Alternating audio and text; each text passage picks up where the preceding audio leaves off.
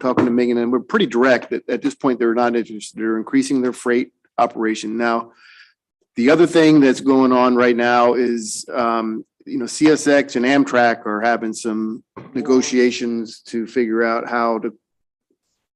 CSX, I think, would like to charge Amtrak to upgrade and use their tracks. I think Amtrak's saying, no, we can just come in and use your tracks. So I think until all that's resolved, I'm not sure that we'll get an answer. I don't think this is anywhere near the front burner for them right now.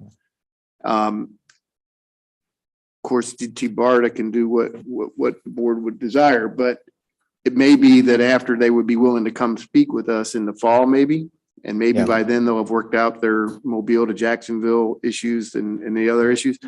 We might have a clearer picture, because determining what we need to do to upgrade the tracks, a lot of that's going to be with what CSX is going to require. Mm-hmm. And they saw that through the Sunrail negotiations. There was a lot of other negotiations that had to take place based on what they are going to require.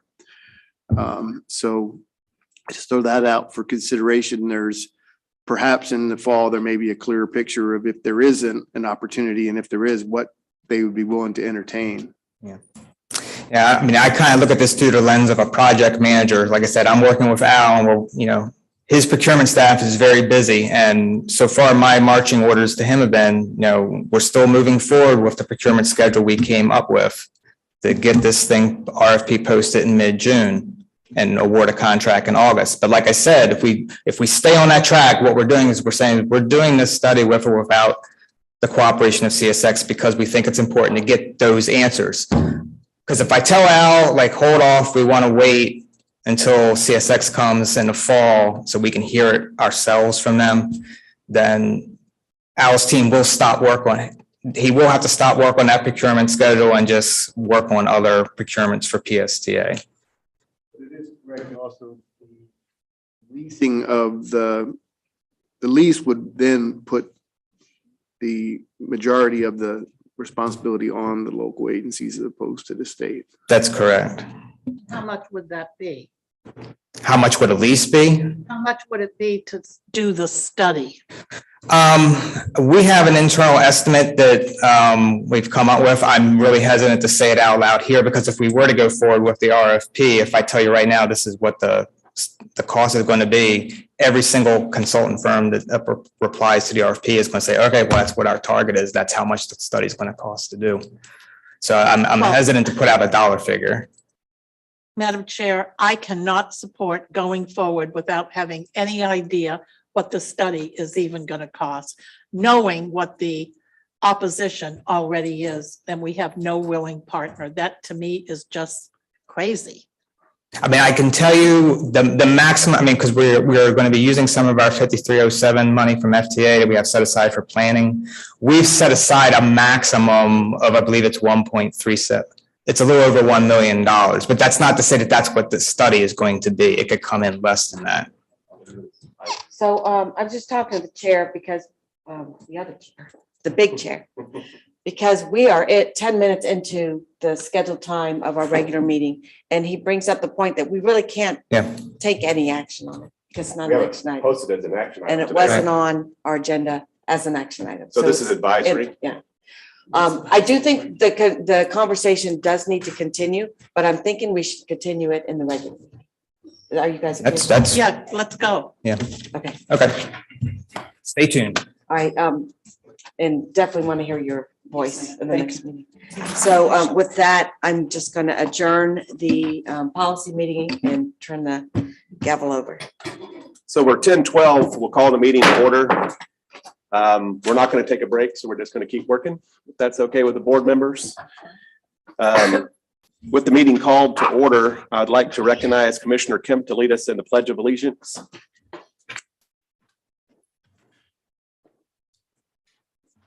Pledge allegiance to the flag of the United States of America and to the republic for which it stands, one nation, under God, indivisible, with liberty and justice for all.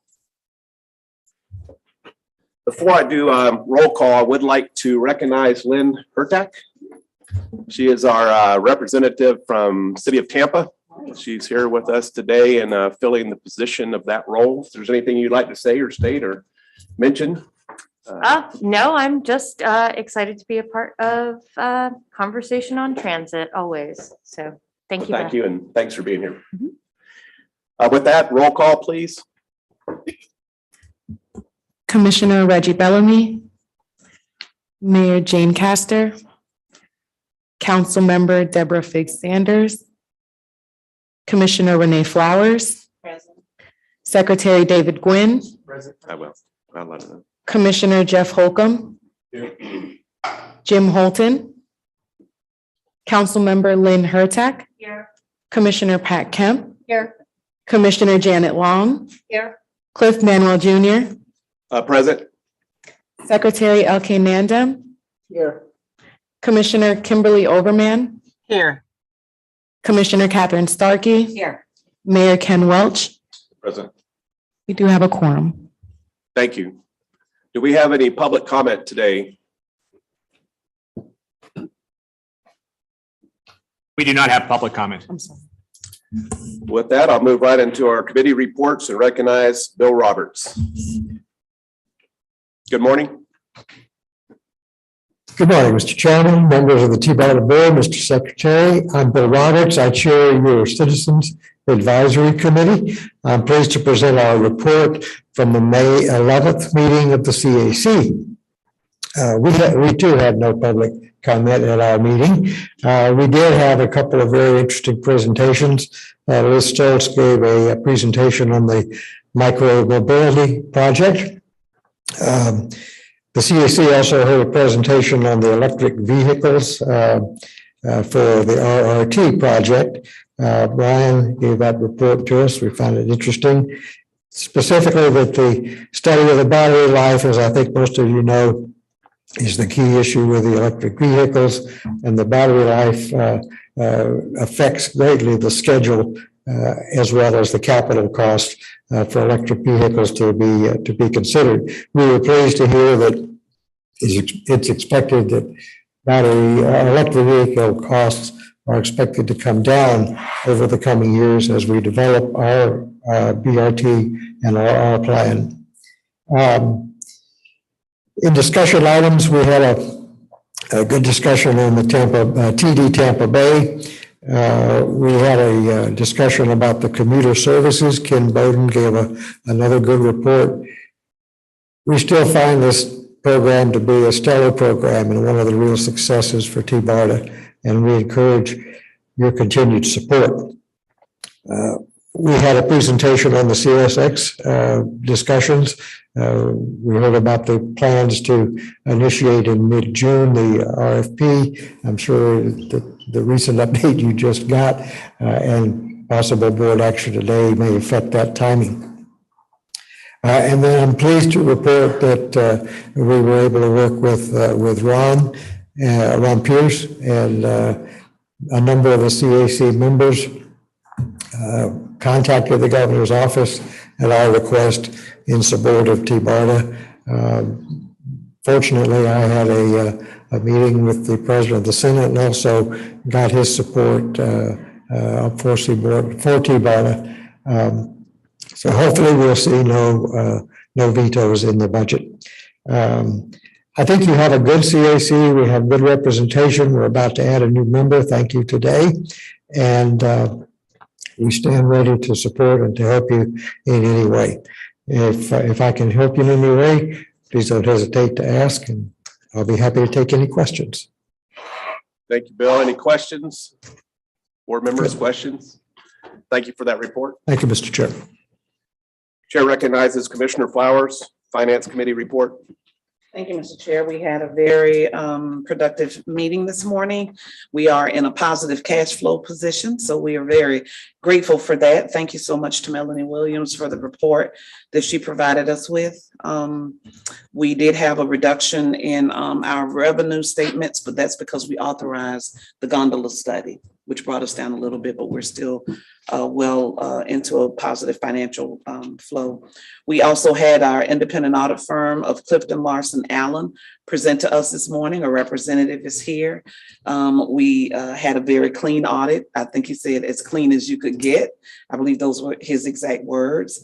There was just one specific item that he's already discussed with staff, that they have already discussed with staff, that was very small and minute, but did not rise to the level of any concern. There were a few questions asked of the audit firm relative to the ability to detect inappropriate expenditure of funds through setting up a separate 501c3, which was answered by the audit firm. And then I just requested some clarification as it related to our inflow revenue resources. The recommendation was to accept the audit report as presented, and that passed unanimously, Mr. Chair. With no further business coming before the committee, we have our next meeting scheduled accordingly. All are welcome to attend, even if you're not a part of the committee. Thank you. Thank you, Commissioner. Any questions for Commissioner Flowers on the Finance Committee report? Chair recognizes Catherine Starkey, Commissioner Starkey, for the Policy Committee report. Good morning. We had our meeting this morning, and Ron Pierce is here to give an update, which he gave through our policy during our policy committee. And then we have Harry Glenn online for the federal update. And then we'd like to continue the discussion that we had to cut off concerning the CSX red line. Good morning, Ron. Madam Chairman, Mr. Chairman, board members, I'm just really quick, and most of you've already heard the update. I was hoping to be able to report to you that the governor's got the budget acted on, and he has not received the budget yet. Based upon the special session ending, actually officially ends today, but they obviously ended earlier this week. We expect the governor to probably get the budget hopefully sometime next week. Just to remind everybody, we have two line items in the budget. We have $1 million for TD Tampa Bay in the budget. We also have $375,000 for operations. I'll also remind everybody, those dollars are non-recurring general revenue, which is very important, does not impact in any way our transit partners or specifically DOT. One thing we have done since our last meeting, we've got a lot of public support, which I think is important for this board to realize. Number one, like Mr. Roberts pointed out, the CAC has engaged there and written letters of support. The Tampa Bay Partnership also did a joint letter with about 12 to 13 business organizations from Tampa Bay in support as well. Chris has done a wonderful job getting the media engaged. We've had 2 or 3 media stories, a number of newsprint stories that we've been sending to the governor's office as well, reminding them the importance of TBARTA and specifically transportation disadvantage. And probably the most important thing I think we've done is, and again, we can thank Chris for this, is we've reached out to a number of different organizations that provide transportation disadvantaged services in Tampa Bay. And they've actually had users of the service actually reaching out to the governor's office, which I think should make a real impact, having people that are actually using the service, reaching out to the governor's office, sharing their support and rights needed from a regional standpoint. As many of you know that deal with transportation disadvantage, many cases, you can use transportation disadvantage services within county lines. It becomes a little more difficult when you're trying to do it outside county lines. So I think having us be able to take on that role is something that I think hopefully will rise to the level that the governor's office will support. So definitely by our next meeting, which I think our next meeting is not until July, we'll definitely know where this lands. So the moment we know something, we'll share it with David. He can share it with the board. So I'm happy to answer any questions or any comments board members may have. Where are we with governor appointments? That is a great question. We continue. I think we're going to, hopefully in June, we're going to have a conversation with the governor's appointments office about trying to get one of those positions appointed. I think we're going to have 1 or 2 applications submitted in June, and then you're going to have a couple of different business organizations, I think, supporting those. So we're hopefully going to try to get 1 or 2 of those positions, at least one of those appointed sometime in June or July. Wonderful. Thank you for letting me speak out without asking permission. But your policy committee report, so you can speak Okay. out. You're Still up. All right. So thank you very much, Ron. Very good. Thank you, everybody. Appreciate it. Have a good Memorial Day weekend. Yep, you too. And then we had a report from Harry, and he's online to give it himself. Thank you, Commissioner. Hi, welcome everybody. Hope you all have a great Memorial Day. I have just a quick update. The House is in middle of a 2-week recess for Memorial Day, and the Senate's on a 10-day recess for Memorial Day. So Washington is pretty quiet this week. The big action in Congress right now is the House and Senate are gearing up to start work on their fiscal year 23 appropriations work.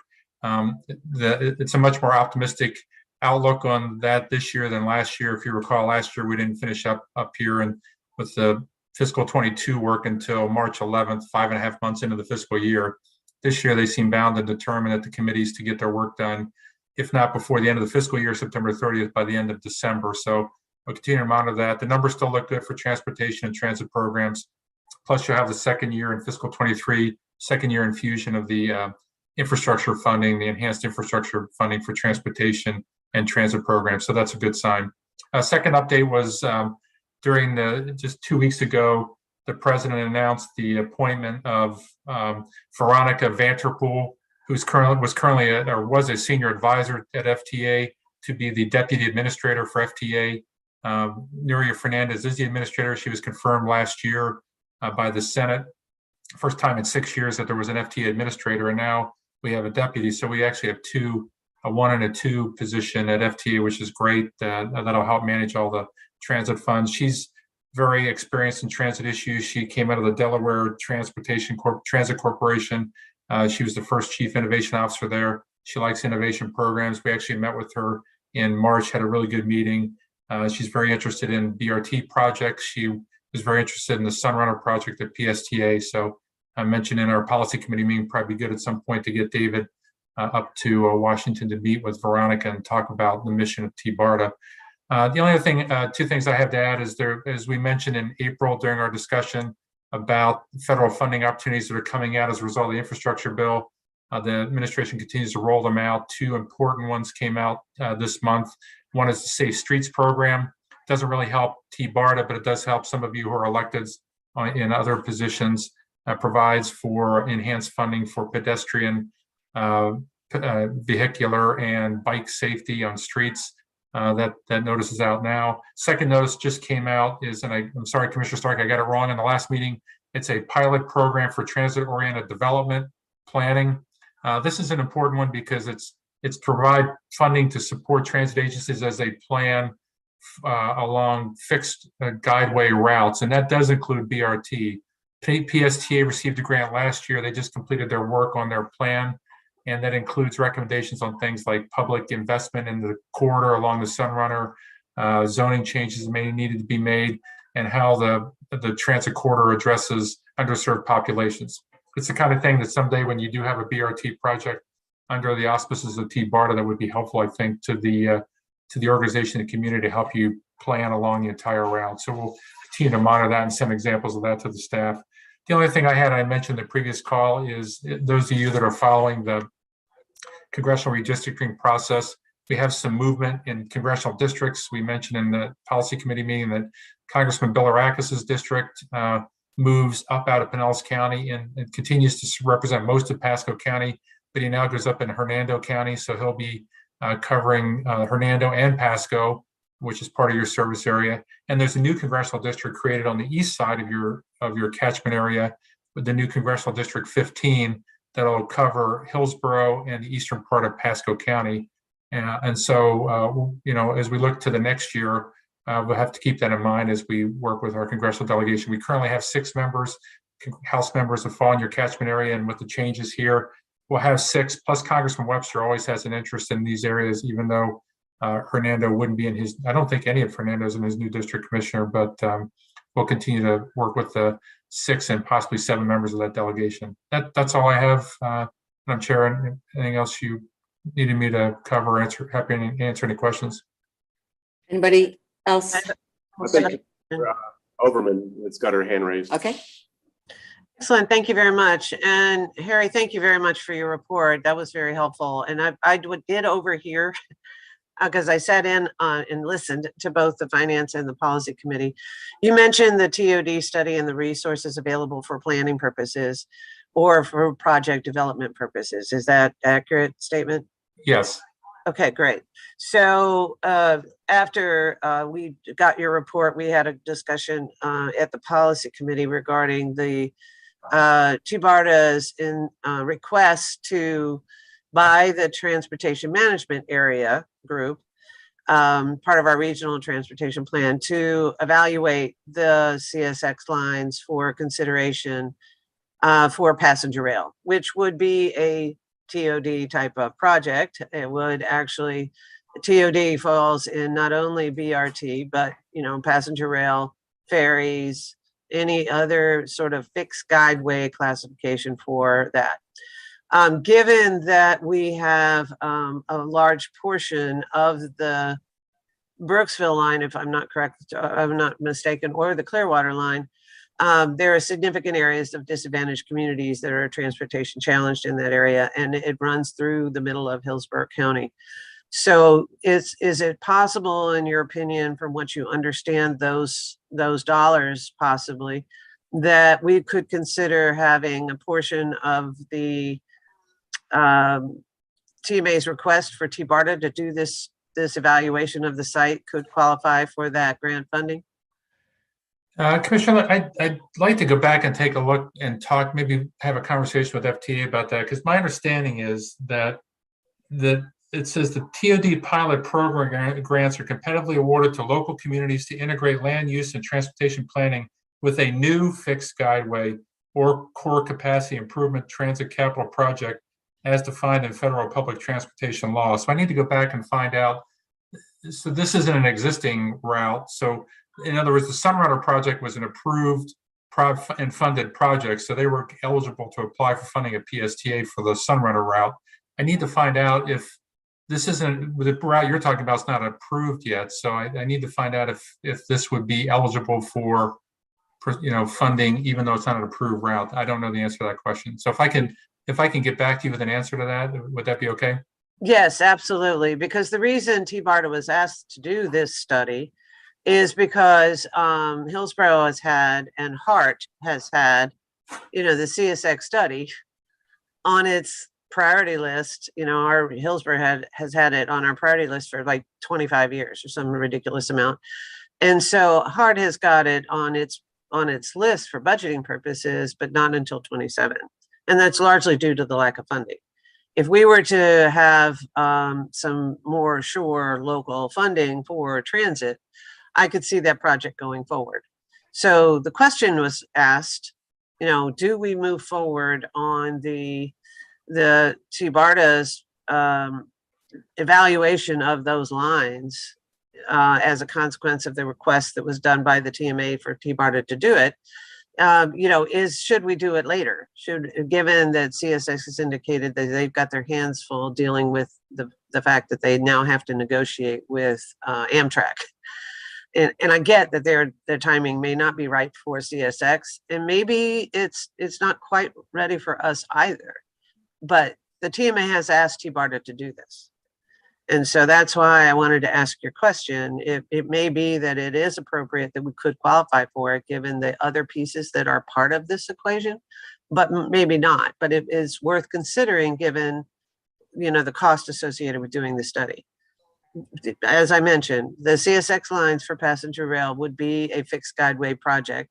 And if we need to redesign how this is discussed as a pilot, I'm willing to make that recommendation for the board to consider. But it's already decided at the TMA that the best party to actually do this study was TBARTA. So that's where that request came from. And that's why I wanted to ask you, as our government consulting, as it should apply towards possible partnering with federal dollars for a transit asset, how we could go about looking at what's possible. Thank you. Okay, I'll get back to you with an answer. Thank you. Mr. Starkey.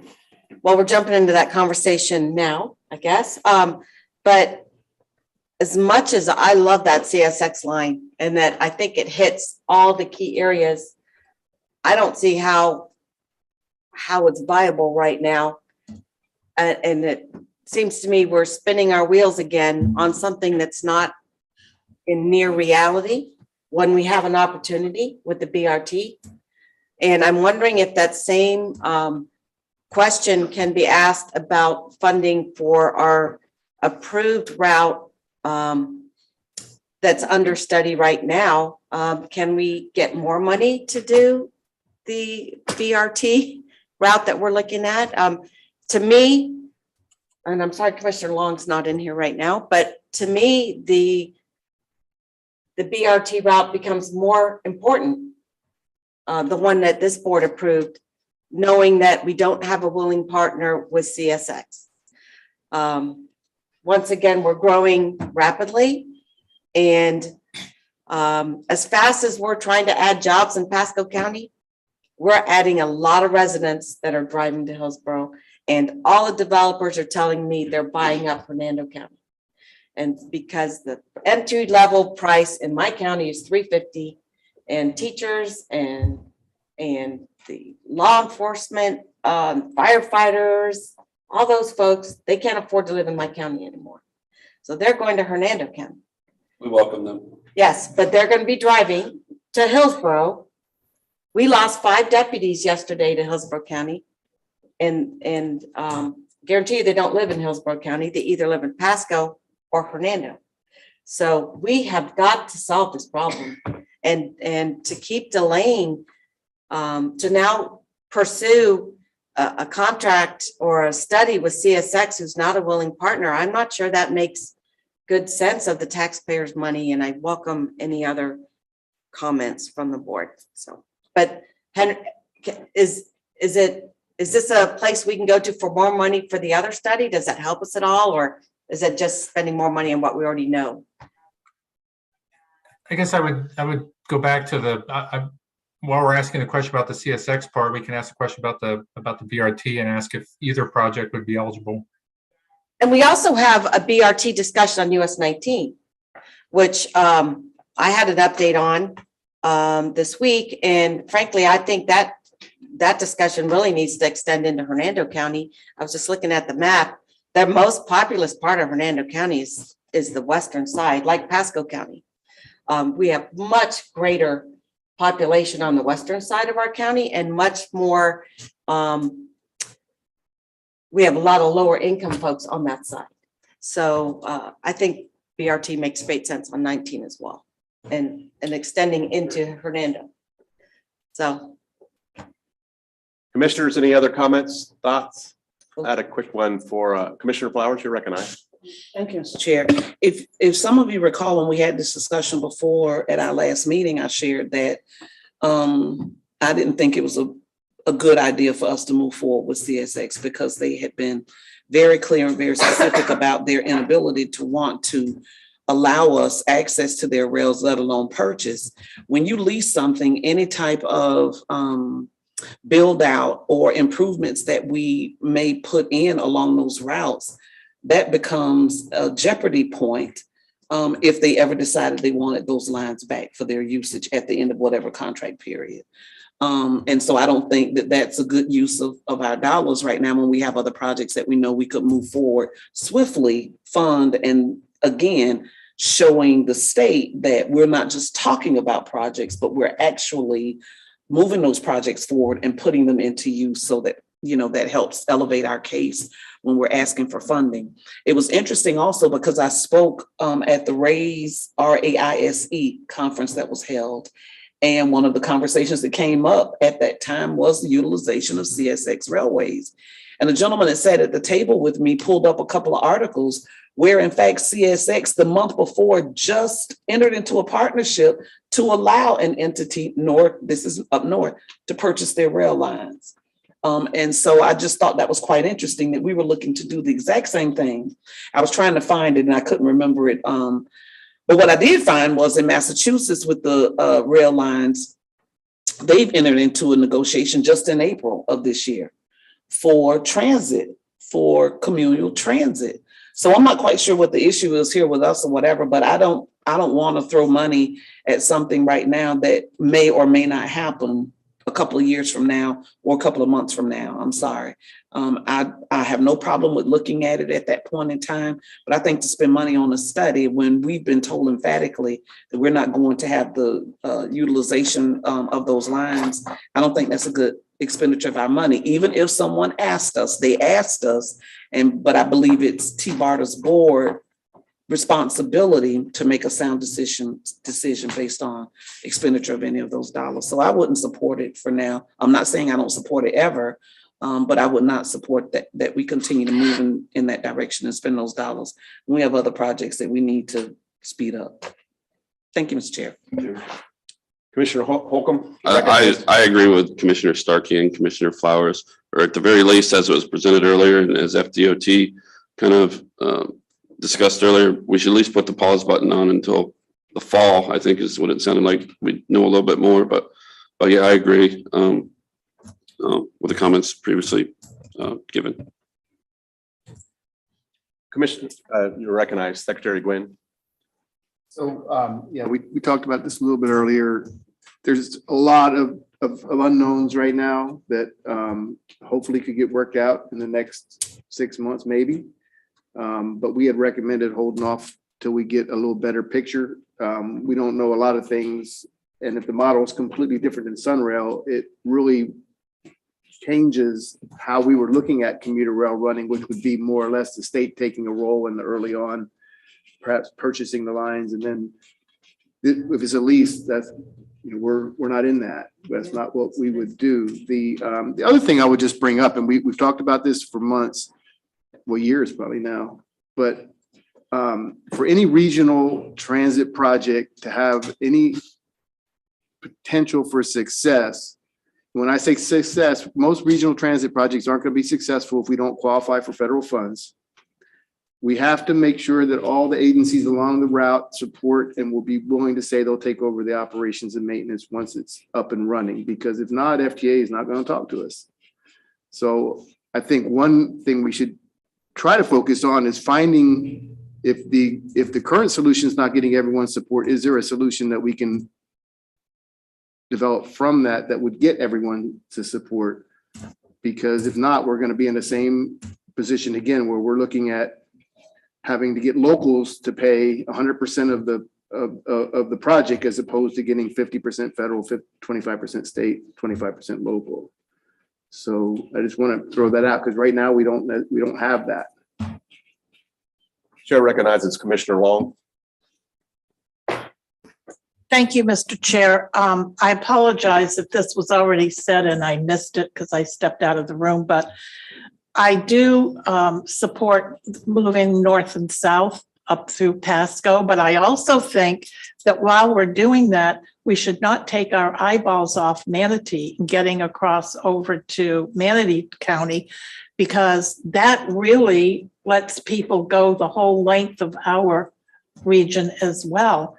And if you travel down there, it's like bees in a beehive trying to move around down there, right, Mr. Secretary?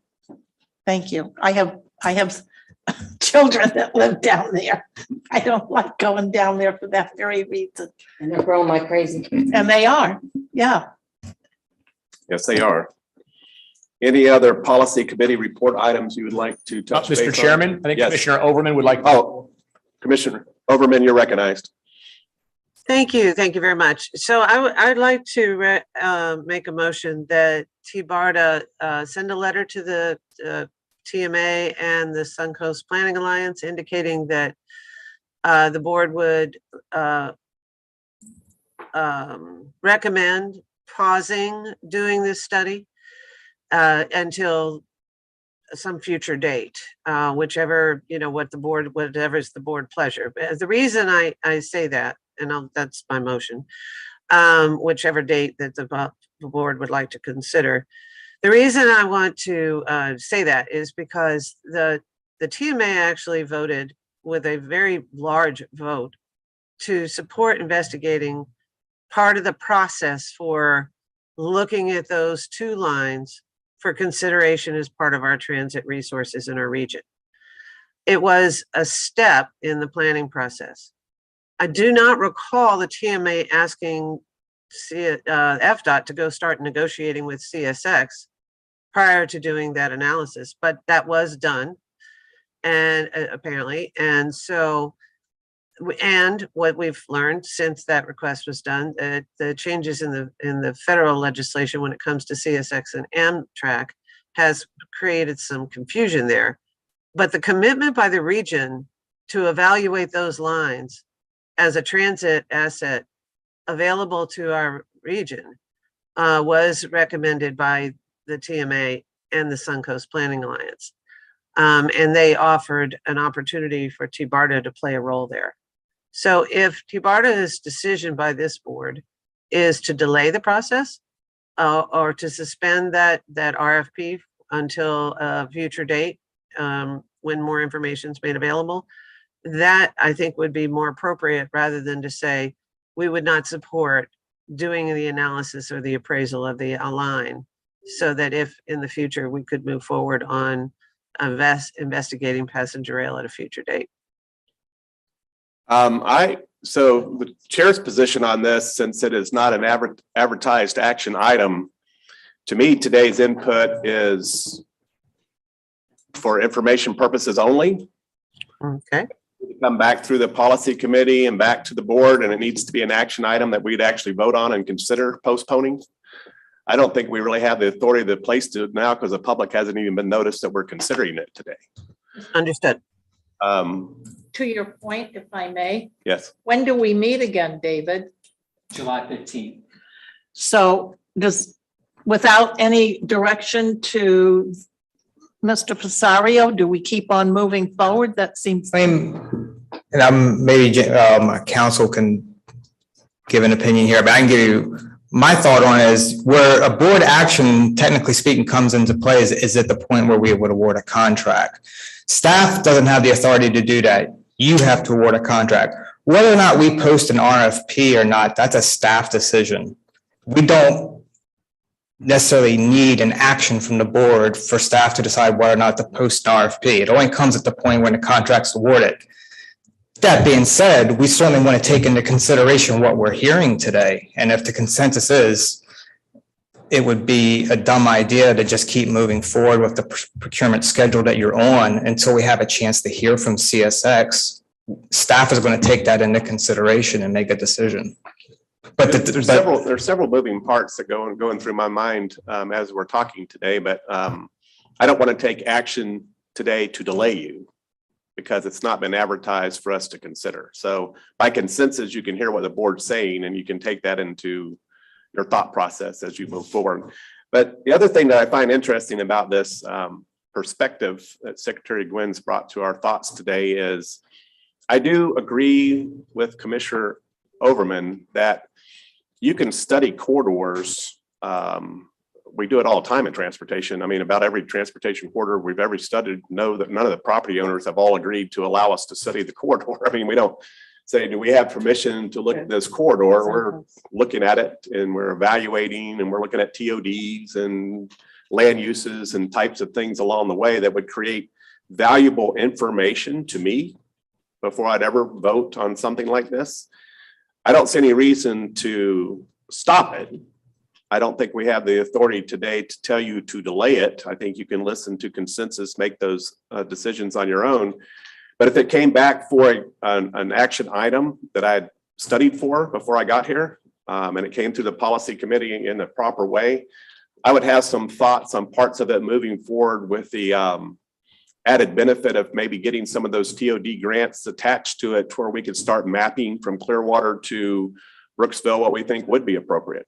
Last time it was brought up in Brooksville, 18 years ago, I think it was now, they got extremely excited, modified their comp plan, put a TOD in a disadvantaged area of Brooksville to be that northern hub. So there's a lot of excitement that can be created looking at these types of transit options, rail in particular. And if we're going to wait to study those opportunities for CSX to provide us guidance, they're willing. I can tell you in the 20 years that I've worked with them, they've come and gone so many different ways on that topic. It's hard to put them in front of me and let them be the only catalyst that I use for evaluating this opportunity. Absolutely. My perspective. Commissioner Gwynn, Commissioner, I've elevated you up. Secretary Gwynn. That's all right. Whatever you want to call me, I get it. Two things I just wanted. One for Commissioner Overman. We didn't go negotiate with CSX. We meet with CSX regularly. We work with them on all kinds of things throughout the whole strait, whether it be freight, whether it be general planning. So it was never an attempt to go and negotiate. But since the state was being asked to consider perhaps purchasing the lines, we did want to ask them what their current thoughts were on that.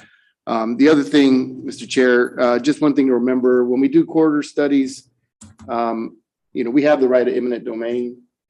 We don't have that with CSX. If CSX is not willing to cooperate, we don't have that same sort of alternative. So there is a slight difference there in terms of if CSX says no, they have the right to say no.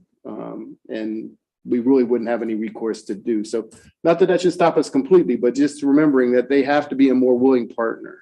Then I think. Do you think there's benefits that would be derived from a study along the route from Clearwater to Brooksville about TODs, land opportunities, things that would benefit this conversation with them that would be useful in that negotiation ultimately over the next decade? Well, I mean, I think if I was making a decision on spending the state money to do it at this point, I probably would wait to get a clearer picture of what it is that I'm going to be dealing with. Because then I would, if I was thinking it's going to be 5 years from now, well, maybe I would consider doing something further in advance. I'm hoping that if what they told us, comes to fruition, that if in the fall, they're more willing to say what they're willing or not willing to do, that we might have a better picture on how we could guide that study to be something that's useful and not something that's just going to have to be redone once we get their guidance or their information. And so I think what we should have, David, is going through administration of TBARTA, back to the policy committee, back to the board, an action item for us to consider for how that study might move forward based on the input we've received from Secretary Gwynn and the board members. The only other item I'd say that we really need to also focus on is making sure we understand what type of service it is that we're wanting to create. Because I hear a lot about commuter rail is what we want, but then I hear about the description of how the commuter rail will work, and it's not commuter rail, it's light rail. And so obviously that completely changes the picture. If you go light rail, what you have to do within that corridor is very different than what you do with commuter rail. If you want the every 15 minutes headways and you want it to run on extended hours, you're talking more light rail. If you want it to be every hour or maybe even 2 hours like Sunrail and maybe no weekends or nights, you're talking commuter rail. So that's a huge part of the conversation as well. I think it's too big of a topic to just pass off today. So I'd like to come back at it in an organized, logical way that I can understand details on. And I do like Commissioner Overman's thoughts that maybe if we can talk to the federal government and tie into some grants where TODs might become a part of that topic. Ultimately, that rail has to have the TODs to make it all work because they need the local investment, the comp plans, the local, it does lift up a lot of areas when you can get a hub in a disadvantaged area. Any other comments, thoughts? Chairman's waving our hand. Your little hand on the side there, I don't see as clearly, so this one's working good. So, Commissioner Overman, you're recognized. Thank you. And to just follow up, the Brooksville Clearwater line connects Brooksville, Clearwater, St. Pete, and Hillsborough. It runs right down into the core of Hillsborough County. So it is a regional project.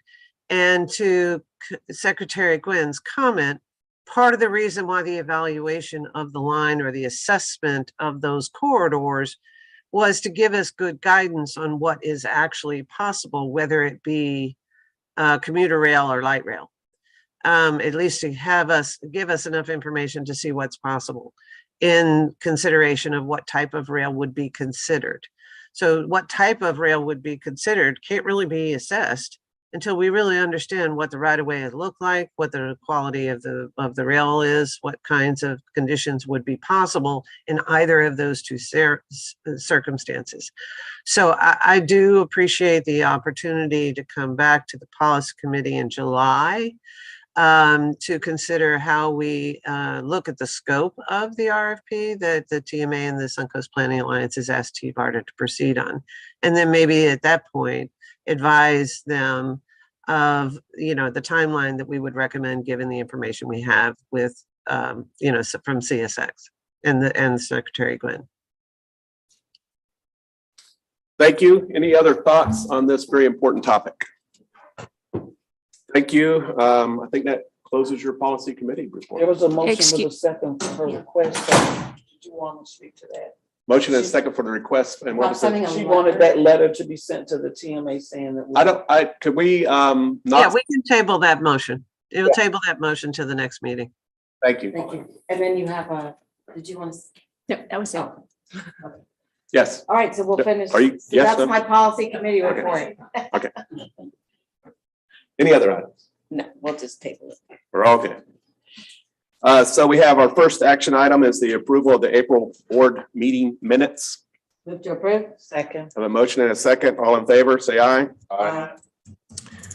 Second action item recognizes David Green for our Pasco County MPO CAC appointment. Thank you, Mr. Chair. Yes, Pasco MPO has appointed Clinton Nguyen to the CAC. Clinton is a lifelong resident of Pasco County and operates an orthopedic sales distributorship across 4 counties, which is a source of his interest in regional transit. He's also a strong supporter of the Pasco County school system and volunteers time to providing sports physicals and other areas of service to students. And we are asking the board today to affirm Clinton's appointment to the CAC. Second. Have a motion and a second for approval. All in favor, say aye. Aye. He's been anointed. Thank you. Chair would like to recognize Brian Quinlan. Update on our audit report.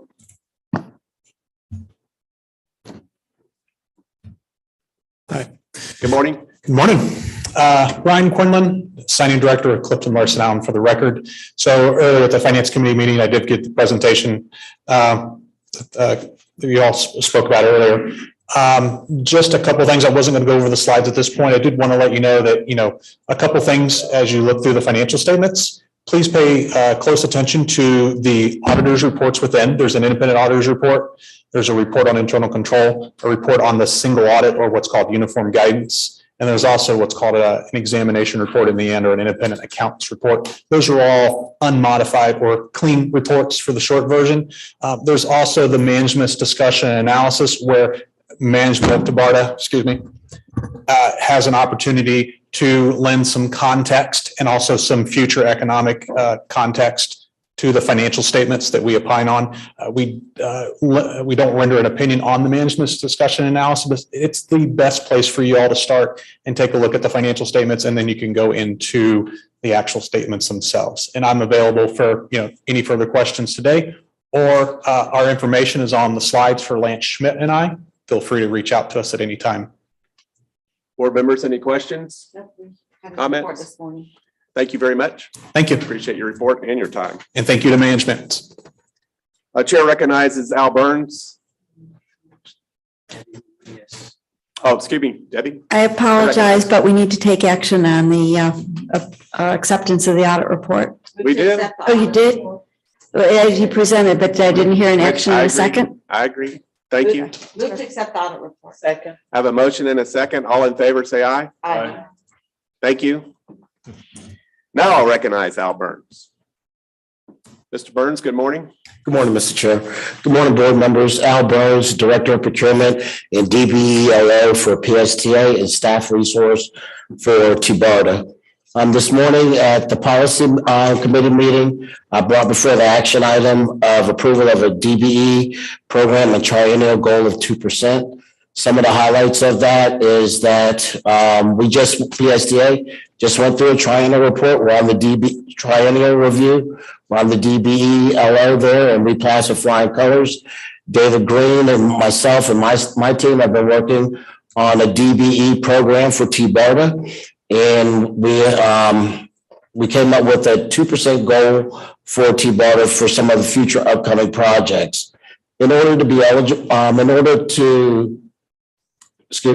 apologize.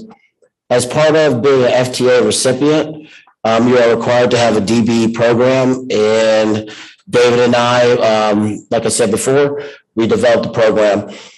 Commissioner Flowers asked about the potential of the DBE 2% being increased.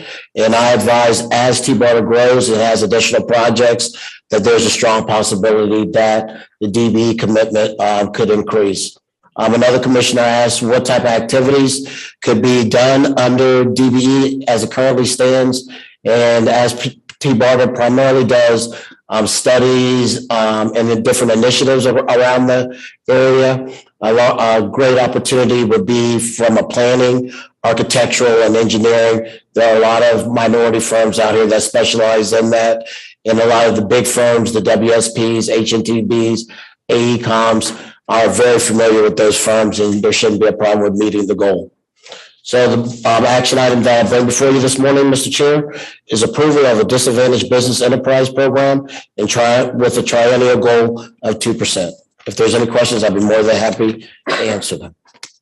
And previously, the policy committee also voted and recommended that we approve that. So is there a motion and a second to Move approval. have a motion and a second? All in favor, say aye. I have a question. Yep, yep. Commissioner Kent, you're Thank you. recognized. Thanks. I was just,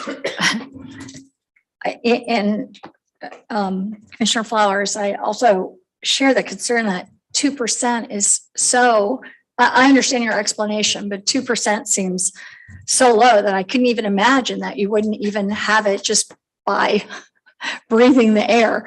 And I'm just wondering about so in the programs we have, in anything that TBARTA funds right now, which would be what? Carpool and whatever else, do we have 2% right now? And could we, it just seems like we should be able to do better than that for exactly what we have right now, not even just for as we expand. I'm just a little taken aback. I understand your concern, Commissioner Kemp, and it's a very good point. 2% is TBARTA's goal. It does not mean if we have a project that the goal could not be more than 2%. There's a calculation and there's a formula, and I'm just going to speak at an executive level, so to speak, depending on the amount of majority firms and amount of DBE firms that there are in the area.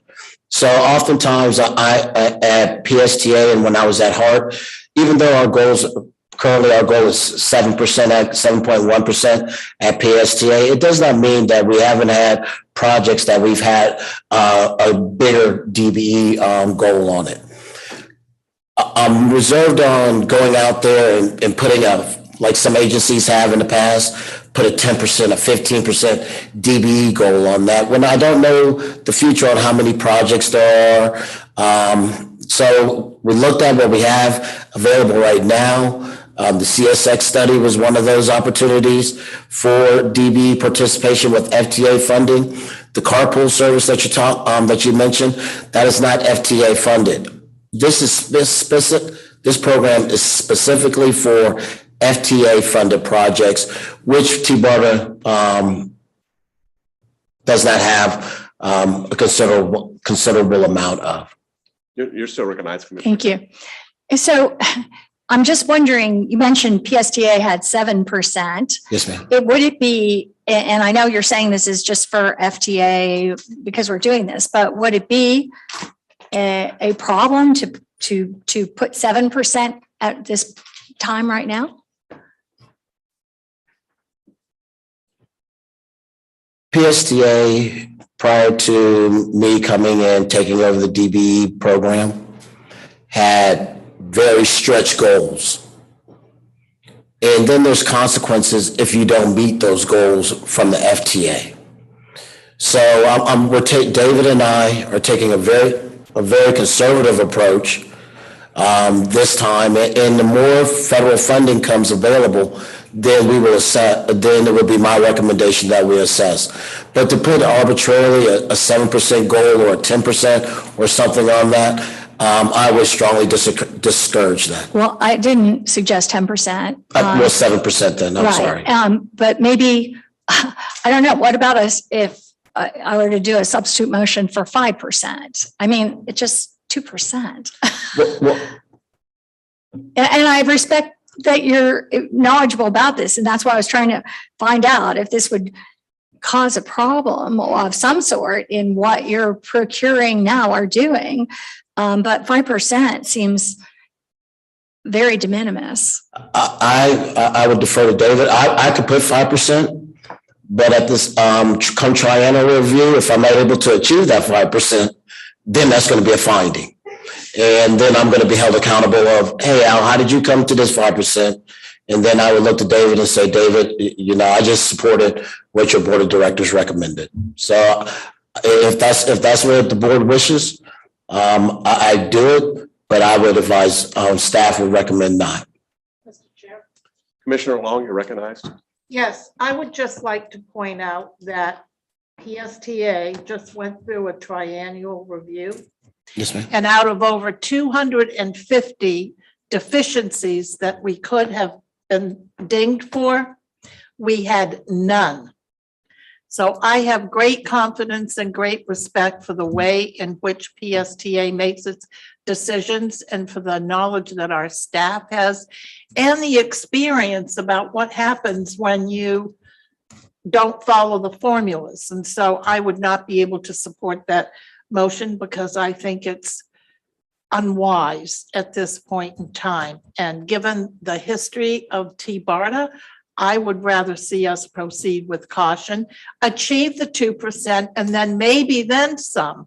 But that would be my thought. Thank you. So the way this all works, Commissioner Kemp, is you can make a motion, see if you can get a second and have a vote. Otherwise, it's going to be voted at 2%. Oh, I'm very clear about the way it works.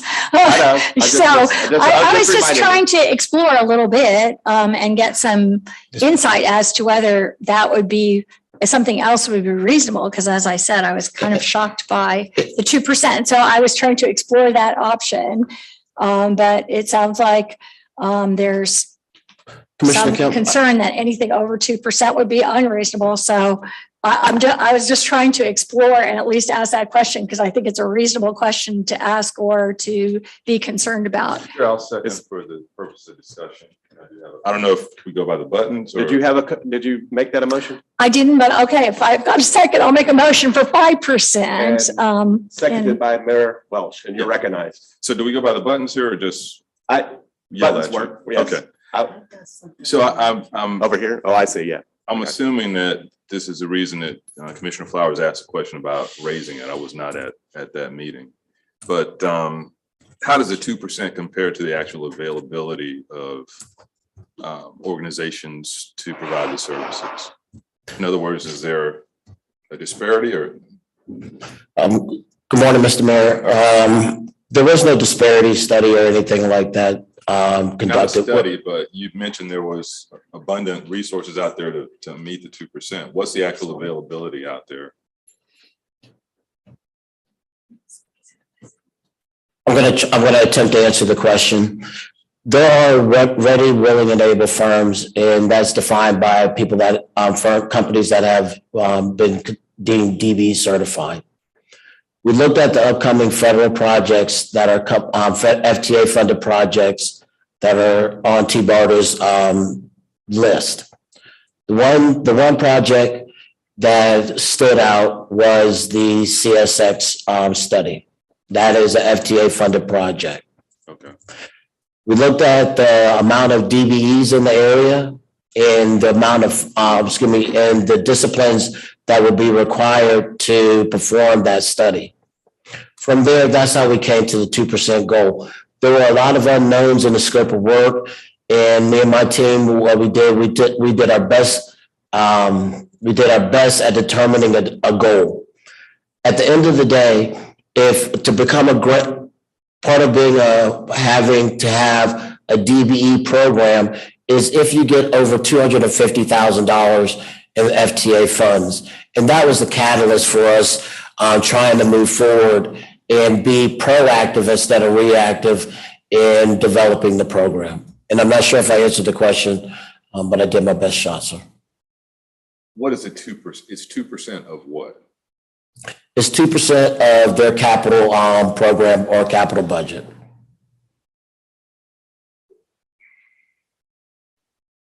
Okay, I'm not. It seems again like such a low number that why even have any target? Chair recognizes Lynn Hurtak. Thank you. I'm coming your way, Commissioner. Okay, so I think I'm trying to piggyback on what Mayor Welch asked. What are the number of projects you're doing? Like, what are you, I think that's kind of what we're trying to figure out. How many projects?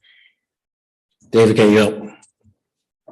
The project that is coming up that we considered in this exercise was the CSX study. So there are no other projects? Not federally funded projects, correct. We spend federal money on some things that are already in place. Legal services are covered by our federal dollars. Our office lease will be covered by federal dollars. The enterprise van pool program can be covered by federal dollars. We do have federal dollars programmed for that purpose, but upcoming procurements would be the CSX study. There is nothing else at this point. And this is for the coming fiscal year? It's 3 years. 3 years? Yes, the goal is set for 3 years. However, if there are other opportunities, FTA strongly encourages, like I'm currently doing now at PSTA, that we assess. So if, let's say if the agency had a windfall of FTA dollars and there were several projects, at that time we would stop and then I would reassess. But I would reassess the goal at that time. Okay, yeah, I'm going to agree with Mayor Welch and Commissioner Kemp that just is incredibly low for 3 years. Chair recognizes Commissioner Holcomb. Yeah, I agree with actually Commissioner Long on this. Staff has given his recommendation. He does this business all the time. I don't care if you're pouring a driveway right now or building a bridge over the bay. If you want business now, you got probably more than you can possibly deal with.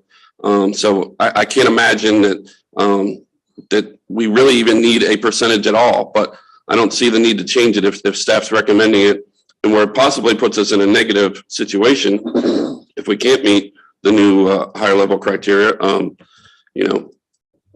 Cliff can give his opinion, but I know in Hernando County and what we're doing as we're growing, we need more Cliffs and we need more XYZ engineering company and roofers and contractors, you name it. So if someone wants business, they got as much business they could possibly handle right now if they're doing things right. Chair recognizes Commissioner Flowers. Thank you, Mr. Chair.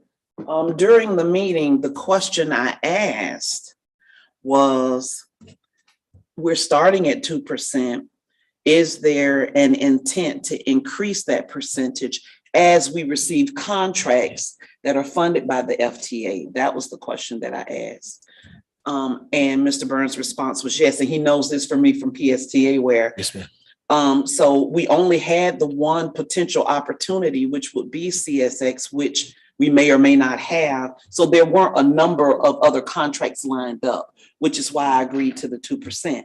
2% is just a threshold. That doesn't mean that's where it will remain. If there's an opportunity to increase that percentage is increased based on availability of the disciplines that will be put out for bid for vendors for the contract.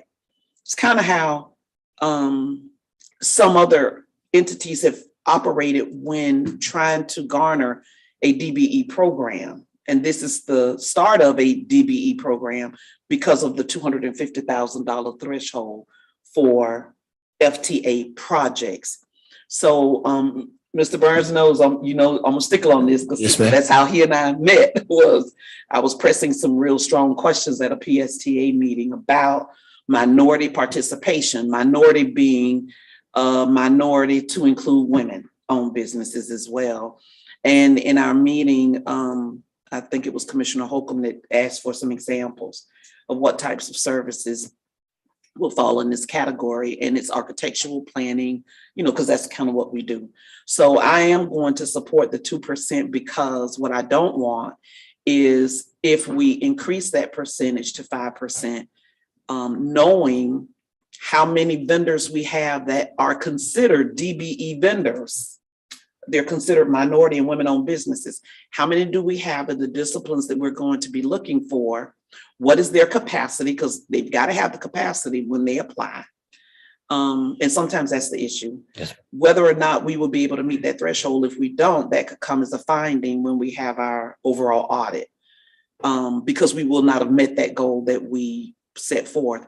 I am confident that as we move along and the opportunities are there to increase that percentage, I am confident that Mr. Burns will in fact do that. He won't just go in and say 2% because that's what the board says. If there's the opportunity for 3% or 4%, he will make those adjustments. He's done that through PSTA.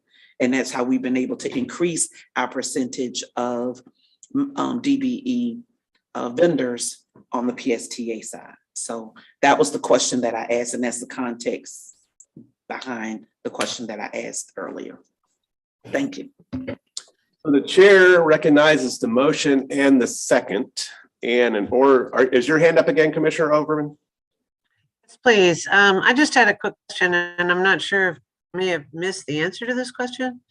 But when we are working with FTA on grant applications, what is considered competitive for achieving those grant applications when it comes to DBE representation and contracting?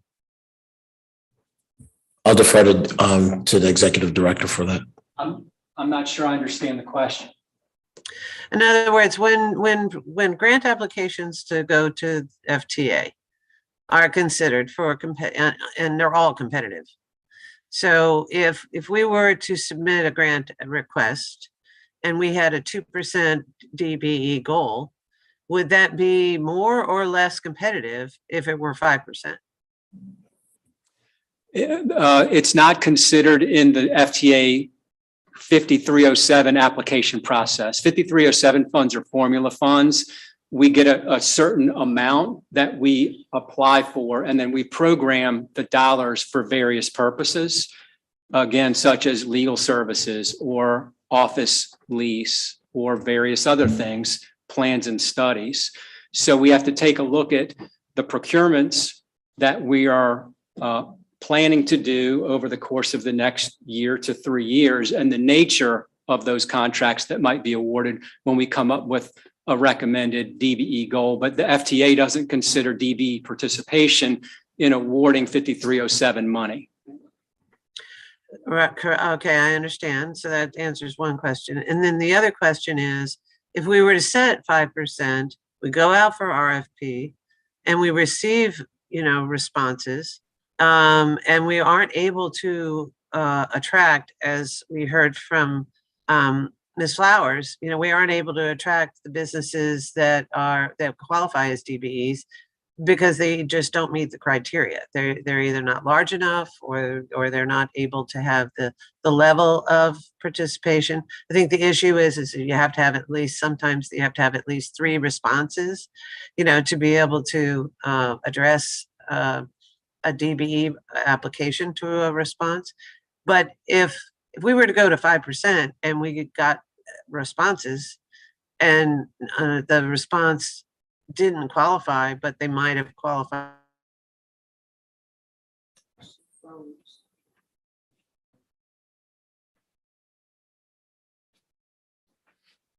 as a DBE, that's not, it's if there's no one doesn't necessarily firm to hit that target.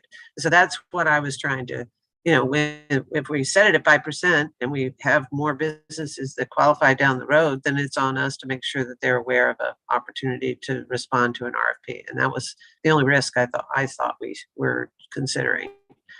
But I'll stop there as far as the motion is concerned. Thank you. So my question was sort of where she was in the middle of where she paused. What is the downside of not meeting the goal if you set it too high, whatever the number is? The downside of like if you put it out, we procure it and our goal is 7 and it winds up being 2%. I'll give you a real life example. PSTA used to have a goal of 15 or something like that %. Never met it. It turned out to be a finding at a triennial.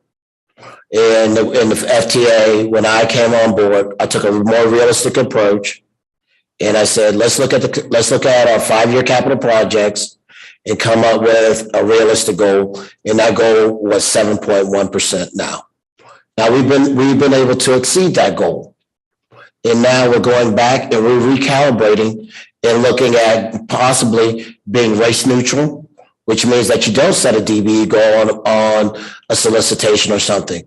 But as the DBELO that has a dotted line or a direct line to the CEO, it is not, I'm the guy that would be held responsible if we don't meet that goal. So the repercussions is that it could be a potential finding, maybe not a major finding during a triennial audit, but as a young agency that is just now going after FTA dollars and just is a first-time direct grant recipient, I would, if I were in David's shoes, I would not want any findings.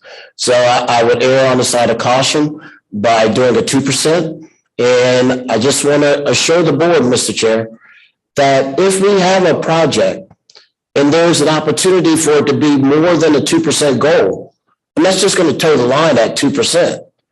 It is the amount of disciplines that are being applied for the project, the amount of DBE firms that can meet those requirements, and then we assess the DBE. So, then we assess the goal. For example, we have a $1 million construction project.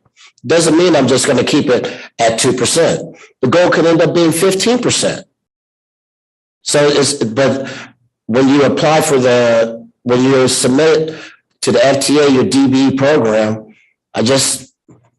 for a person that's been doing this for a while now, I would thought it would be wise to go what's realistic and what is in front of me and present it, not taking in consideration hypotheticals and unknowns, just based off the projects that we have, which is one, the CSX study. So the chair recognizes the motion in the second, which is to increase the 2% goal to 5%. Motion by Commissioner Kemp, second by Mayor Welsh.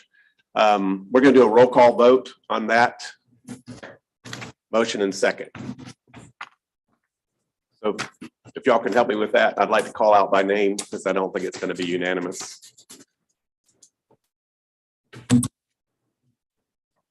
Where's my roll call? Oh, she's working on it. Yeah, Thank you. sorry. Thank you. And so could we Thank you. repeat the motion so we were all clear on what we're voting on? Please? Commissioner Kemp, you can reiterate. To up the DBE goal to 5% instead of 2%. Yeah, that was the motion in the second by Mayor Welsh. So roll call, please. Commissioner Renee Flowers, No.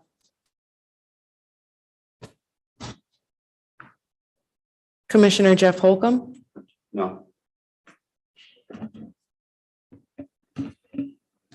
Councilmember Lynn Hurtak, Yes. Commissioner Janet Long, No. Cliff Manuel Jr., No. Commissioner Kimberly Overman,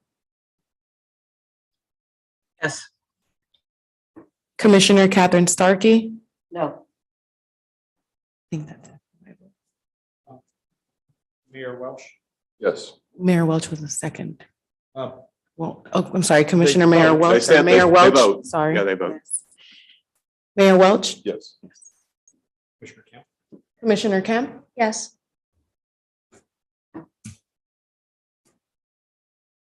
Certainly that didn't come out 4-4. I'm sorry.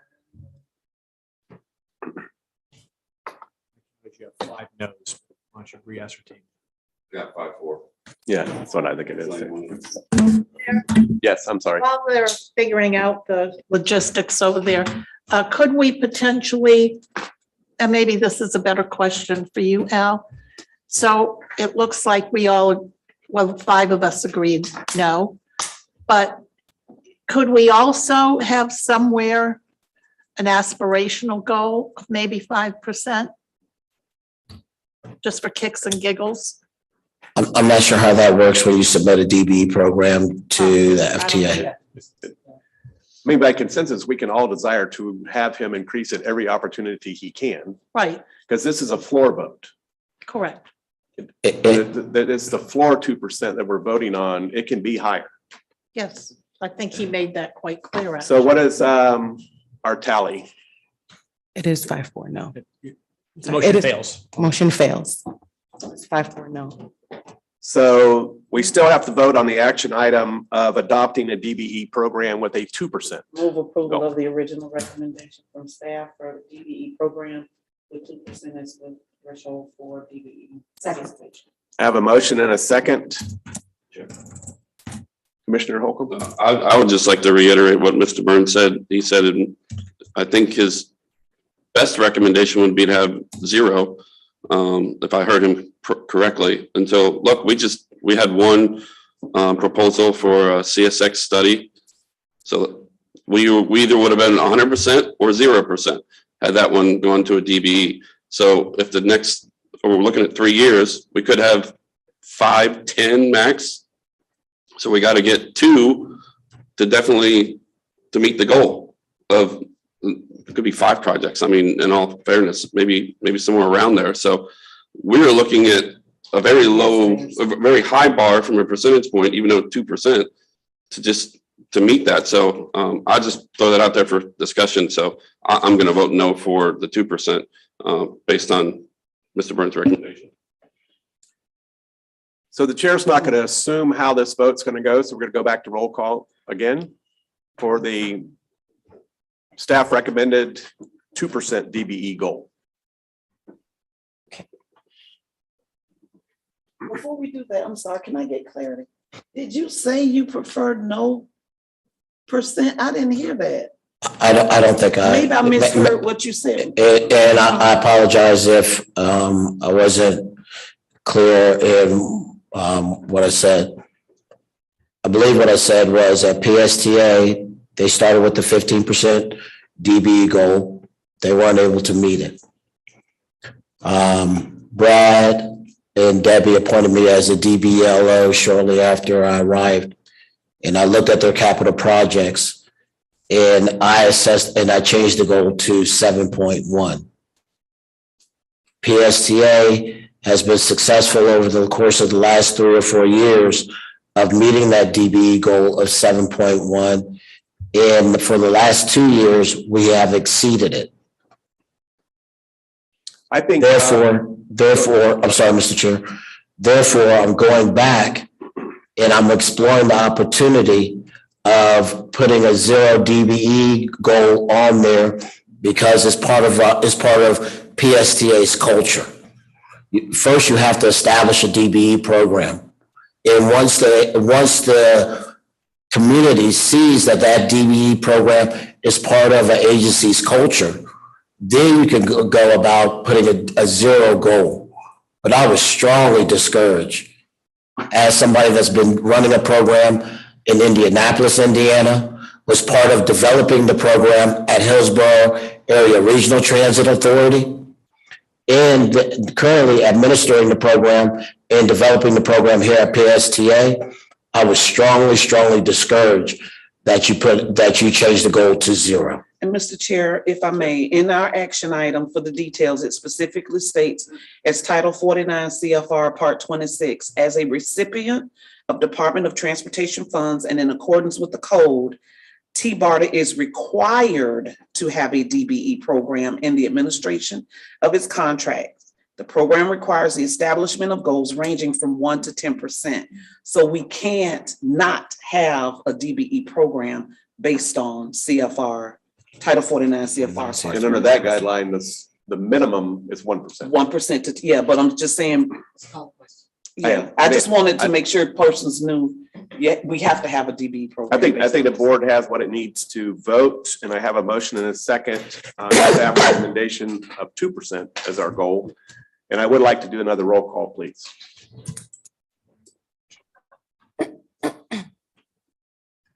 Commissioner Renee Flowers, Yes.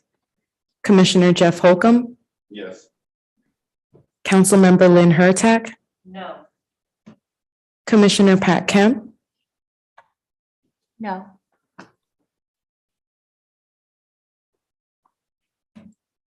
Commissioner Janet Long, Yes.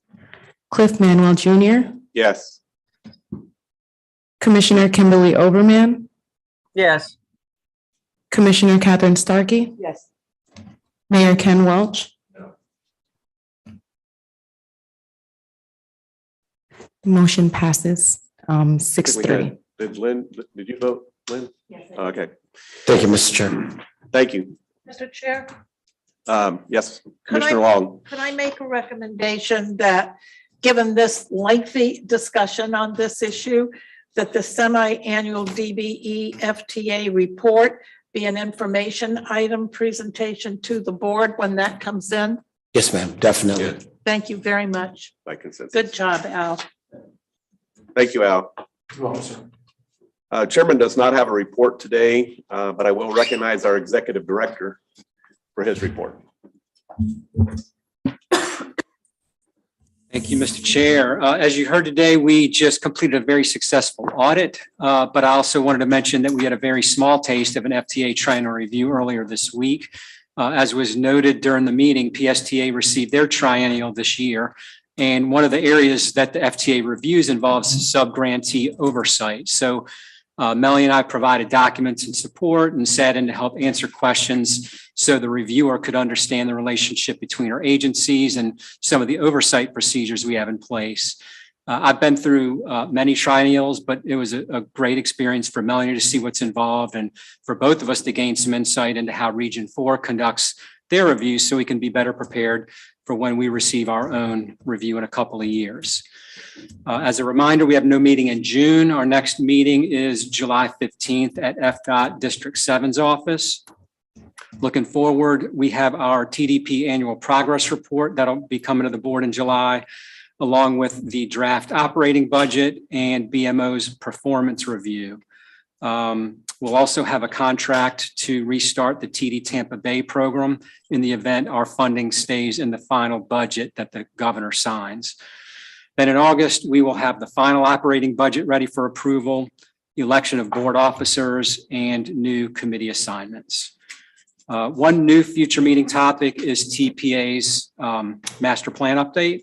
Joe Lapana wasn't available to present today, but has confirmed his availability for later this summer. And unless there are any questions, that concludes my report. Thank you, David. Any questions for our executive director? You want to recognize the next presentation item?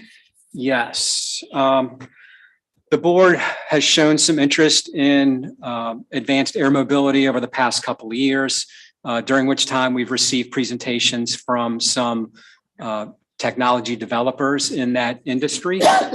Today, we are joined by Matthew Land of Eve Air Mobility, who will talk about their organization and the technology that they're developing. Thank you so much, David, and thank you, Mr. Chair and members of the board. We appreciate the opportunity to present to all of you today. Very briefly, I wanted to thank Commissioner Long for bringing up the Advanced Aviation Infrastructure Modernization Act that's moving its way through Congress. It did pass out of the Senate committee on Wednesday morning. The House has passed its version out of its committee, and they are slated for the floor. I would encourage every single one of you to reach out to your Congress people, including Senators Rubio and Senator Scott, and encourage them to support this. Senator Scott tried to gut this legislation on Wednesday. Thankfully, on behalf of the manufacturers, the entire industry, we were able to make sure that that funding remained intact. And so it was not gutted. So please do express your support either as a board or individually to your Congress people. I know I've met with Congressman Mass and Congressman Webster's office before, and he's mentioned to me that they would love to hear from their local elected officials to hear that support for advanced air mobility for the legislation moving through Congress. So just wanted to lead with that. So again, Matthew Land, leading government relations and public policy for Eve Air Mobility. I'm not going to take too much time to talk about advanced air mobility because I know that this board has been studying this for the past several years. You've heard from Lillian, you've heard from Whisk, and this is something you guys have talked about, but we did want to bring a little bit of a different perspective to all of this. There are over 650 eVTOL designs that have been filed across the world. Not every single one of those designs is going to become an eVTOL. They're not all going to be certified. But the ones who are very well funded and certainly hope to be certified, we are all very much colleagues in this space. We are united as an industry. Anytime one of us gets an achievement, whether it's yesterday's news that Joby received their Part 135 certificate, which brings them closer to being able to operate these eVTOLs in a commercial fashion, we are cheering them on. When Beta Technologies gets an agreement with Agility Prime through the United States Air Force to do testing, we're cheering them on as well. When our company went public a couple of weeks ago, I had several of the other OEM lobbyists reaching out to me, congratulating us as well. So anytime there's achievements in our industry, we were very excited and cheering each other on. So I do want to bring that forward and let you guys know about that too. So EVA mobility, typical disclaimer from our legal department that I have to include in here. Today I'm going to be going over introducing you to EVE and our approach, the potential of urban air mobility benefits in the Tampa Bay region, and then some urban air mobility case studies for you guys to think about. So EVA Mobility is a spinoff of Embraer. You may have heard of them. They do commercial jets that are typically a regional jet.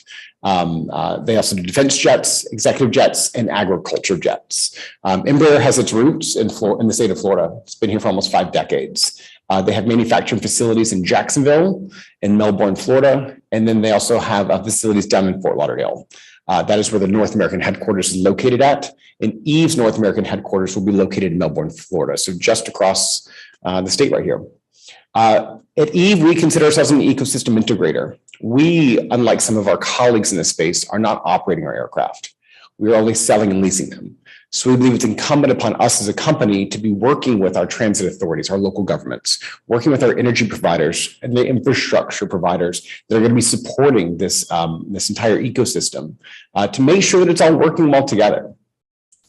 Over the past 25 years, Embraer has certified more than 30 different types of aircraft.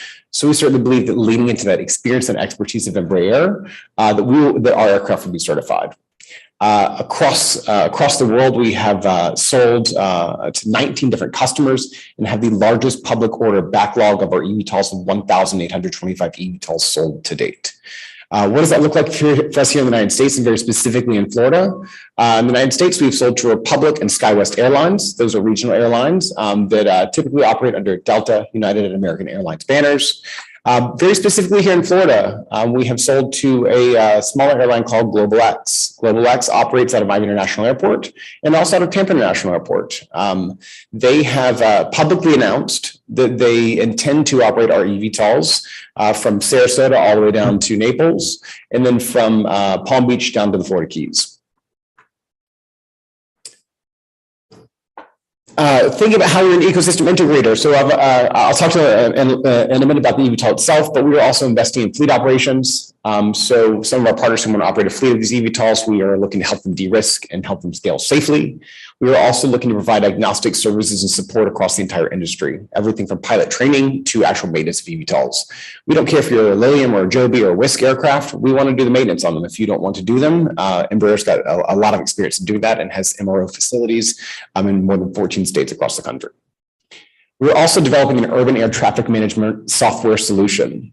At day one operations, I think we all, expect this to be a visual line of sight, right? The pilot's just going to fly from one to the next. But once we increase the tempo, once we have more demand for these, there's going to need to be something to address the air traffic management for all these eVTOLs that are going to be flying around. So we are working very closely with some of our partners at Embraer and at ATEC, which is a company that Embraer owns, who's developed the air traffic software solutions for the Brazilian air taxi market. It's the world's largest air taxi market. And so we are working very hard to provide some air traffic management solutions for eVTOLs as well. Here's a picture of our aircraft. At launch, it's going to be piloted at first, a 4+1 passenger configuration. We do expect that when we are able to be certified for autonomous operations, probably in the 2030s is I think what we conservatively expect.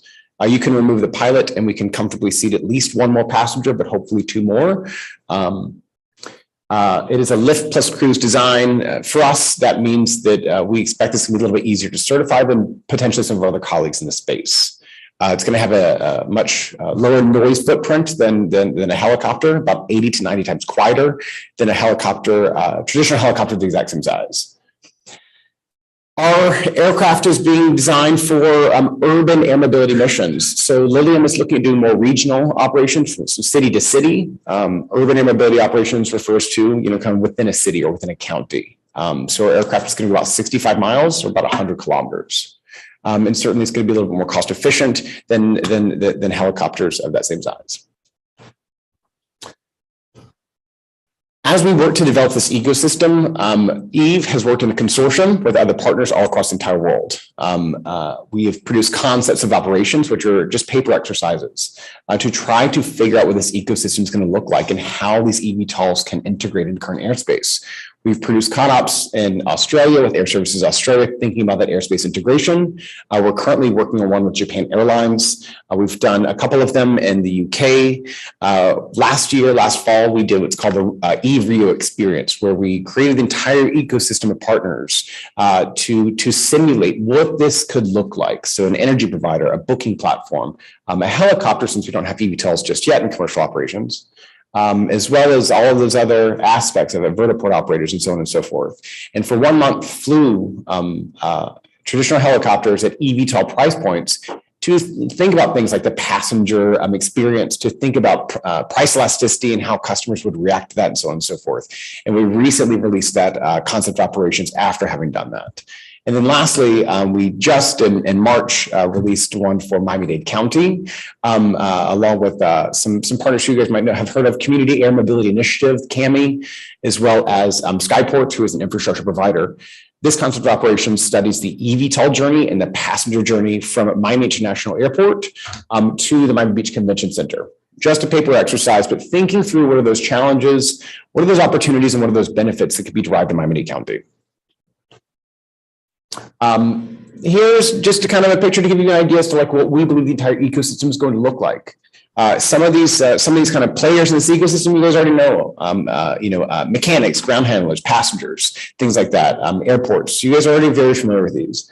But we do see some other ones that are going to be that are kind of new to this, and urban air traffic management software provider, booking platforms, and so on and so forth. So we really just want you to get a kind of more holistic approach or holistic view, excuse me, as to what this entire ecosystem is going to look like, and all of the different pieces are going to have to integrate together. So the potential of urban air mobility in the Tampa Bay region and its community benefits. We want to give you guys just a simple viewpoint as to what it could look like. What the various flights could look like.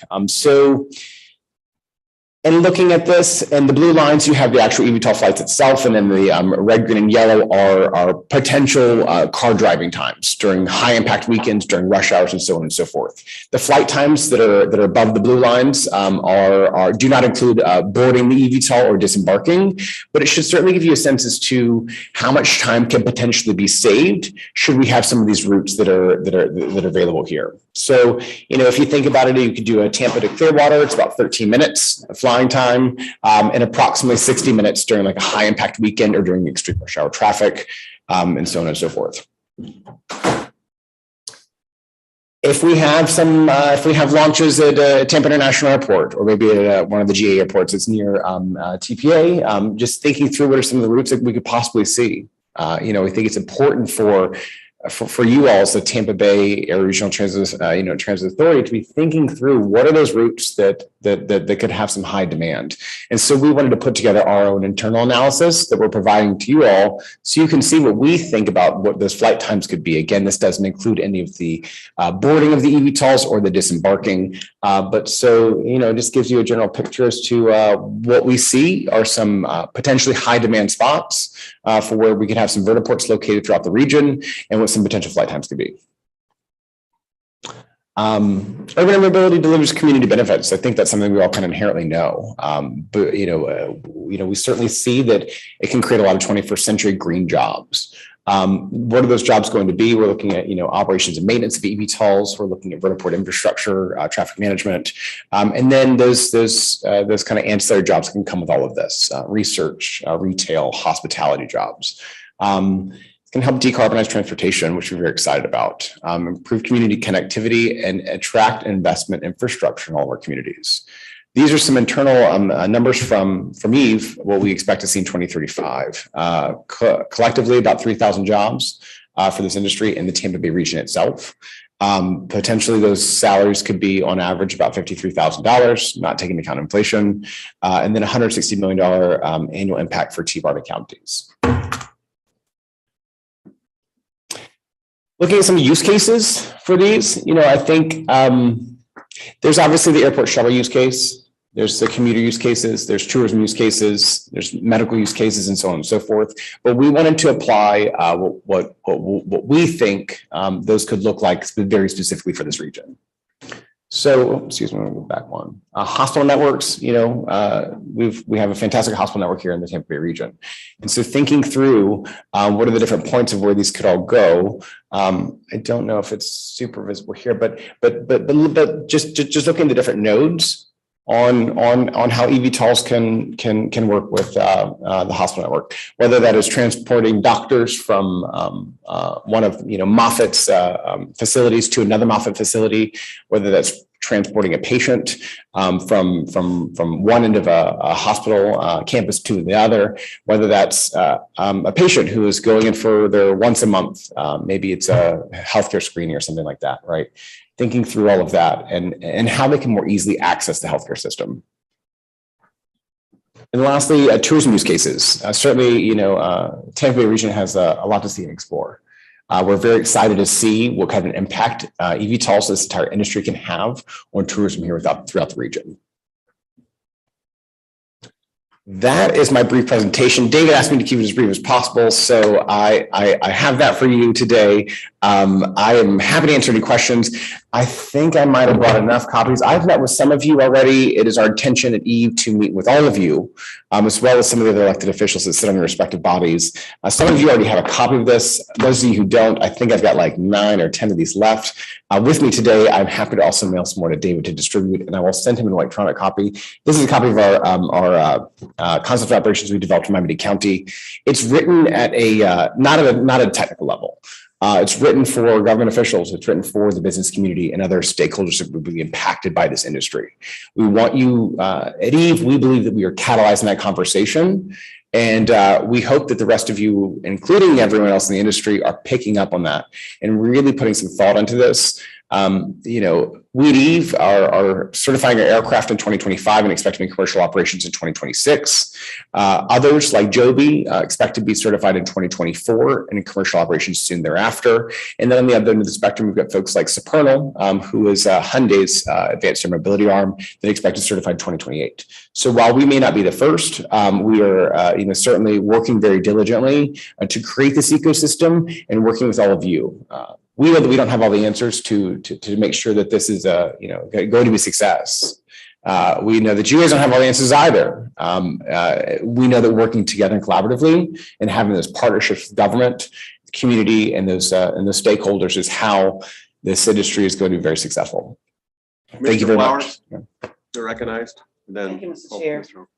Very nice presentation. I'm a little afraid of the autonomous piece. I'm not sure if I want to be in a helicopter looking vehicle that if something happens, no one can jump in the driver's seat. But I'm sure it'll get better with time. Wonderful presentation, but I didn't hear anything about how much it costs per person. Sure. So pricing. I think we at EVE, every one of the manufacturers and people who are going to be operating these eVTOLs expect that, are kind of giving different price points. We believe it's going to be somewhere around 1.5 to 2 times the cost of an Uber. So in this document right here, I think it's somewhere on page 30 or so, we do a breakdown and looking at Miami International Airport to Miami Beach Convention Center. So during a high impact weekend, during Art Basel weekend, the cost of an regular Uber was $100. The cost of an Uber XL was $128. We expect that like that a little bit after day one launch, when we're somewhat a medium density, the cost would be about $90 per passenger. And then it also shows some time savings in here. We expect that when we have autonomous operations, that price point drops down to about $45 per passenger for that exact same flight. So $100 to $130 for an Uber, $90 when we have more than just a few of these flying around, and then around $45 per passenger when we have autonomous operations in the 2030s. And is that one way or round trip? That's one way. One way? Yes. Okay. And I guess the intent would be, and I'm sorry, I haven't had. That's okay. The documents. That's so all right. If I'm asking a repetitive question, persons who would or would not take this transportation, they would have to sign waivers or all of that, make a reservation, I'm sorry, prior to, and take care of all of that before they get to the destination point, so that the flights are on time. Yeah, so I mean, obviously, when you go to the airport right now, you're advised to show up 3 hours early right now. We expect that you're going to show up to a vertiport where these eVTOLs will take off and land from minutes before your flight. I think. I don't know that we still know exactly what is going to be expected at a vertiport with waivers and things like that. I mean, you don't sign a waiver to get an Uber right now. The car just kind of picks you up. So I'm not sure what kind of waivers would be expected. I think we could expect things like maybe watching a quick safety video so that you are better informed and things like that.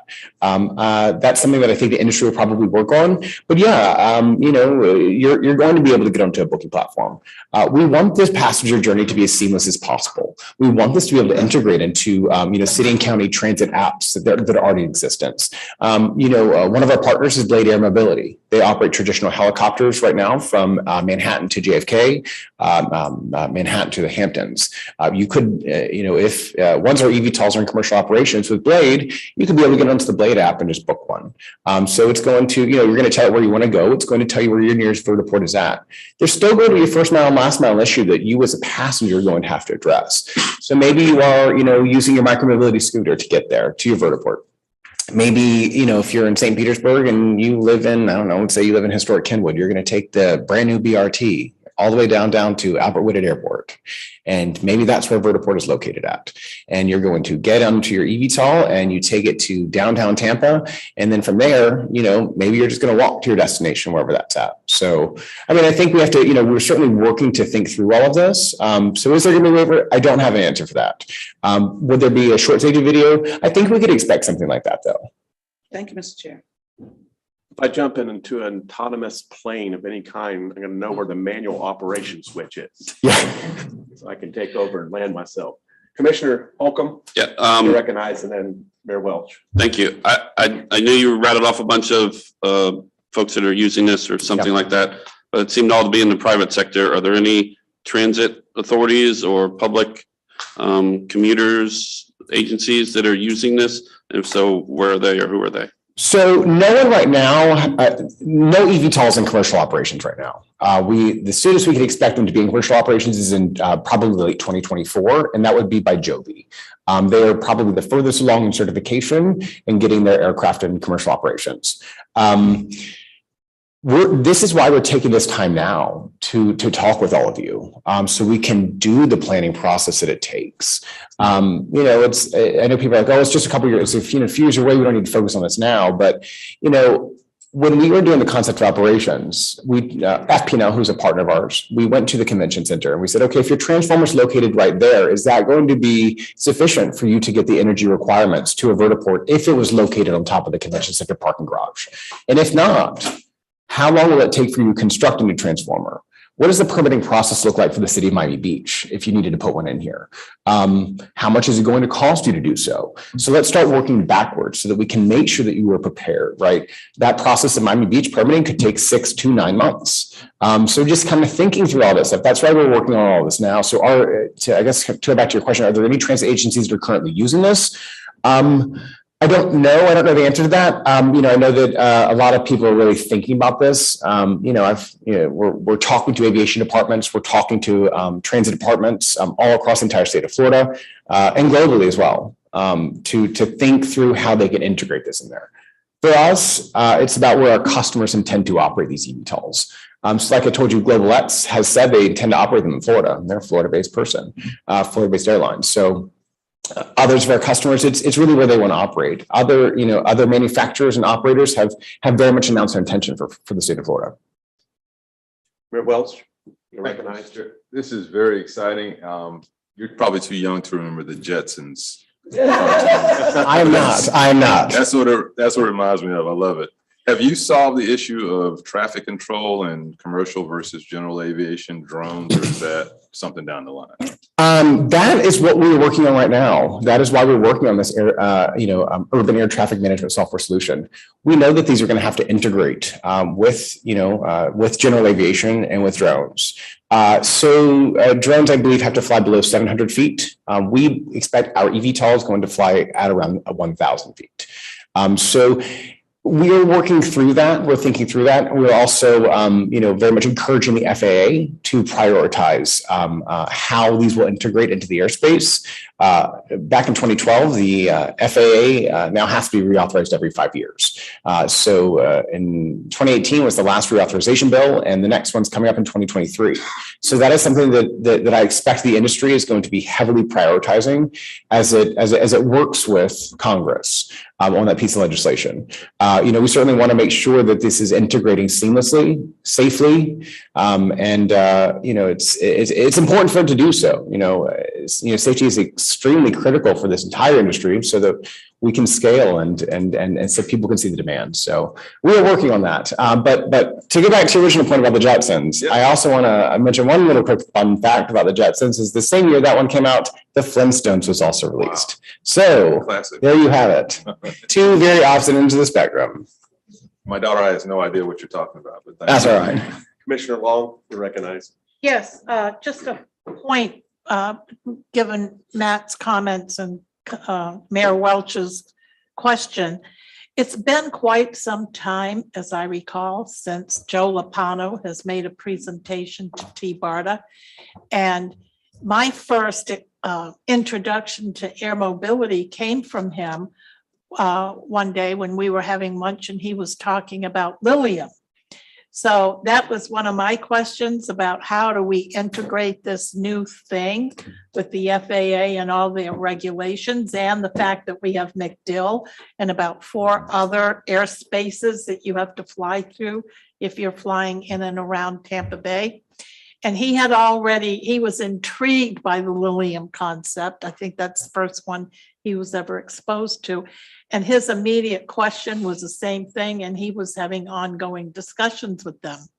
So that was a few years ago, and I venture to say, knowing him, he's probably made great progress. It might be good if we invited him to present to TBARTA, just to tell us all the new and greatest things going on over there and how this kind of mobility plays into their planning.